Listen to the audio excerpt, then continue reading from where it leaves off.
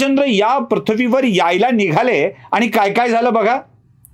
प्रभू रामचंद्रांनी यायचं ठरवल्याबरोबर शेषनागाला सांगितलं की बाबा, भगवान विष्णूंनी सांगितलं बाबा मी जातोय, इथे तुझं ठीक आहे रे, क्षीरसागरामध्ये मी तुझ्यावर पहुडलेलो आहे, आराम करतोय, तू माझी काळजी घेतोयस, इथे माता लक्ष्मी आहे माझे पाय दाबायला, तुझ्या तुझ्या तुझ्या बेडवरती मी छान झोपलेलो आहे, तिथे कोण घेणार माझी काळजी. आणि कोणाला माहित आहे कसं करायचं असतं ते. प्रोटोकॉल पाळला गेला पाहिजे ना, प्रोटोकॉल पाळणं महत्वाचं आहे. नियम असतात कसं काय करायचं आहे. मग जगतपालकाला पृथ्वीवर यायचं असेल तर त्या प्रोटोकॉलचं पालन करण्यासाठी म्हणून शेषनागाला सांगितलं की आता तुझे.